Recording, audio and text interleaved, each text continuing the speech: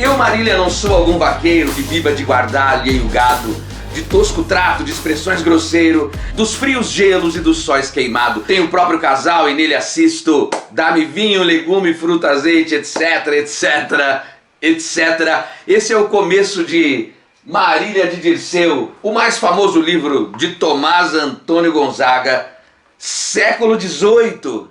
Essa é uma obra, como já se imagina, lírica, dedicado à musa de Dirceu, Marília. Para quem não sabe, Tomás Gonzaga assumia o pseudônimo pastoril. Árcade é o estilo do século XVIII. Assumia o pseudônimo de Dirceu e fez o mesmo para sua musa Maria Doroteia Joaquina de Seixas, ambos moradores de Vila Rica, hoje Ouro Preto. Musa vai ser a principal figura neste livro. O que temos aqui? Liras são conjuntos de verso, neste caso emotivos. Vejam, o que é uma lira? Um instrumento musical usado lá pelos gregos pelos tempos de antes de Cristo. Eles acompanhavam textos emotivos, este instrumento musical de 7 cordas. O que acaba acontecendo por tradição é que os textos, por esse mundo latino, italianos, espanhóis, portugueses, franceses, brasileiros, o que acaba acontecendo, a lira não é mais utilizada na história da literatura, mas o nome ficou texto de caráter subjetivo, emotivo.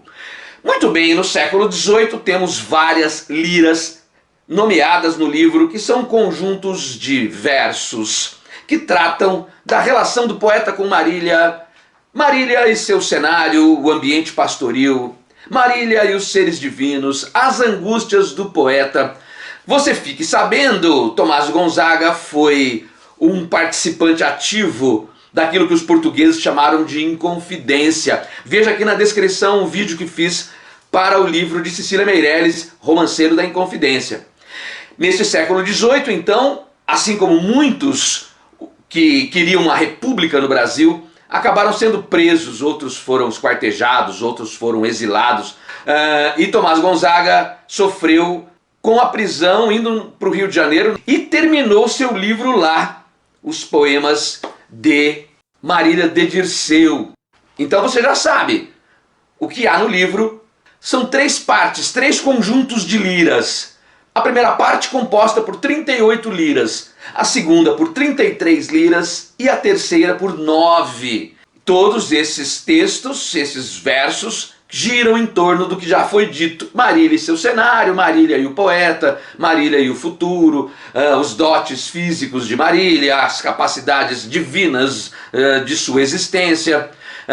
Um texto que muita gente crê pré-romântico, porque antecipa uma valorização da figura feminina, passa pela idealização em alguns momentos. Vamos à primeira lira. Eu, Marília, não sou algum vaqueiro que viva de guardar alheio gado, de tosco trato, de expressões grosseiro, dos frios gelos e dos sóis queimado. Tenho o próprio casal e nele assisto, dá-me vinho, legume, fruta, azeite, das brancas ovelhinhas tiro leite, e mais as finas lãs de que me visto. Graças, Marília Bela, graças à minha estrela. O que temos já aqui, logo nesse início, é o fato de que o poeta se apresenta como uma figura burguesa, uma figura com posses, uma figura que tem algo a oferecer além do seu próprio sentimento, que são os seus bens, o pasto, o gado, as plantações, o pomar. Então isso também é um atributo que pode justificar que haja algo de pré-romântico nesse livro basicamente neoclássico, arcadista, Marília de Dirceu. Arcadismo, revisão do classicismo, no caso de Tomás Gonzaga, a valorização da natureza, a presença do ambiente pastoril, calmo, idílico, os diálogos pastoris, esse caráter assim, essa poesia 12/8, bem tranquila, sossegada, sem arroubos emotivos, sem grandes tragédias também. Peço especial atenção à lira 9 da parte 1, que é assim: eu sou gentil Marília, eu sou cativo. Veja a metrificação. Eu sou gentil Marília, eu sou Cati. Existem 10 sílabas poéticas. Existem vários textos dentro de Marília de Dirceu, decassílabos, assim como em Redondilha Maior, 7 sílabas.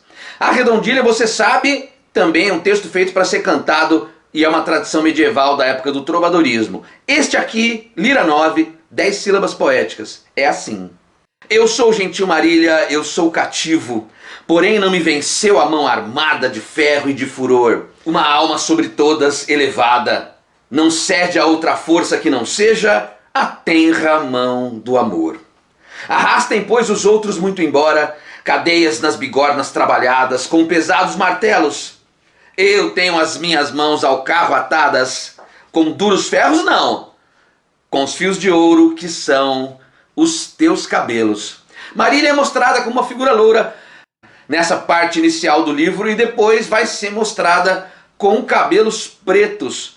Dizem biógrafos e pensadores que se trata de uma maneira de expor a tristeza do poeta por estar preso, sabendo que vai ser exilado. Marília de Dirceu, a Maria Doroteia de Seixas, ficou sozinha, segundo a história, vai morrer no século XIX, idosa, esperando a volta do seu amado. É uma história verdadeira, essa física de autor e a sua namorada Maria Doroteia de Seixas. Mas no livro, a contenção de emoção típica do arcadismo, sem grandes arroubos, com adjetivos, com exclamações, não há tanto assim. Mas Marília é mostrada como uma figura de cabelos dourados. Oculto nos teus meigos vivos olhos, Cupido a tudo faz tirana a guerra, sacode a seta ardente, e sendo despedida cada terra, as nuvens rompe, chega ao alto empíreo e chega ainda quente. Essa é a parte mais sensual, digamos, mais apimentada desse Marília de Dirceu, por conta dessa referência à seta de Cupido, que pode ser um símbolo masculino de relação afetiva, sensual, física.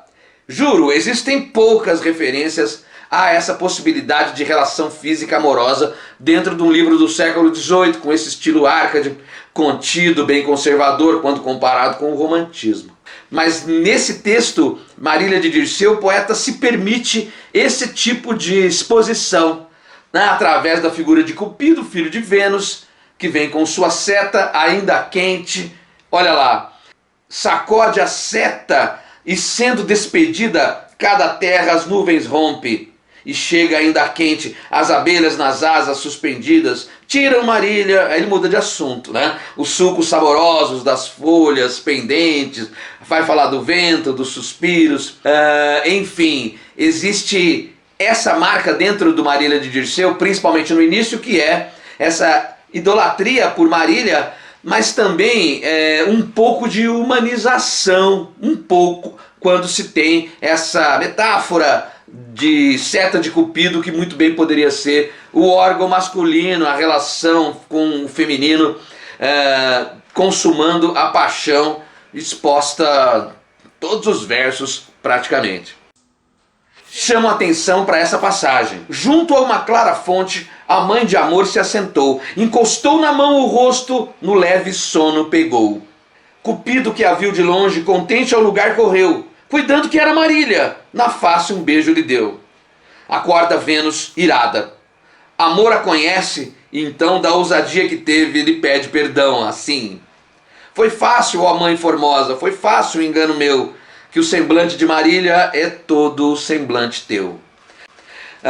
Aqui temos uma outra metrificação. A mãe de amor se assentou. São 7 sílabas. Junto a uma clara fonte, encostou na mão o rosto. 7 sílabas, redondilha, próprio para um andamento musicado, né? Aqui vamos encontrar a Marília comparada a Vênus, sendo inclusive aquela que vai dominar a figura do próprio Cupido. Se Marília é capaz de causar enganos num deus, o que fará com o próprio Dirceu? Vai vendo. O próprio poeta vai se sentir bastante tranquilo e vai acreditar em muitos momentos do livro que o ambiente é um ambiente divino, lembra o Olimpo, o Empírio, o céu, porque está ali Marília, está ali Vênus, Cupido, outros pastores e ele, Dirceu, com seus dotes sentimentais, poéticos e também materiais. Ele é rico fazendeiro. Perto do fim do livro, vemos a tristeza do poeta. Nesta triste masmorra de um semivivo corpo sepultura, ainda Marília, adoro a tua formosura. Aqui temos um dado autobiográfico.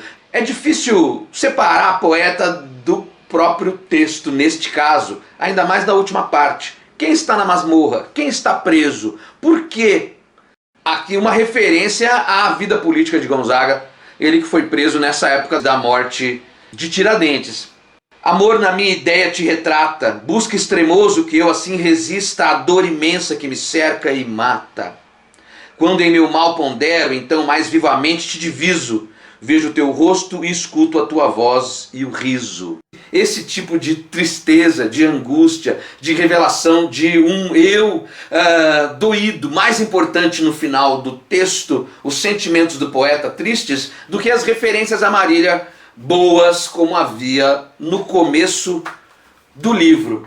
Vamos às principais características de Marília de Dirceu. Agora, tu não verás, Marília, sem cativos tirarem o cascalho e a rica terra, ou dos cercos dos rios caudalosos, ou da minada serra. Não verás separar ao hábil negro do pesado esmeril a grossa areia, e já brilharem os granetes de ouro no fundo da bateia.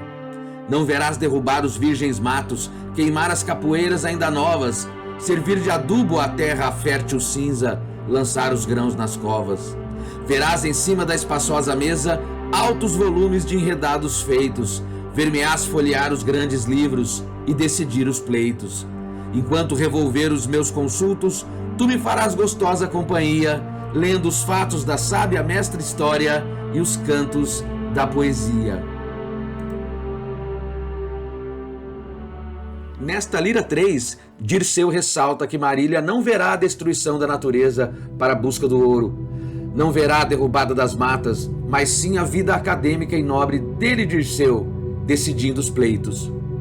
Chama a atenção a indireta denúncia do poeta à destruição de um cenário que é tema da poesia árcade em geral, mas que em Vila Rica está à mercê da cobiça. Livrar Marília disso parece ser necessário. Não há uma narrativa linear propriamente dita em Marília de Dirceu. A musa do poeta é uma interlocutora que se vê objeto das declarações amorosas, na maior parte das vezes singelas, vindas de Dirceu. Alceste ou Glauceste também é personagem, reconhecido na história da literatura como o poeta Cláudio Manuel da Costa, igualmente árcade.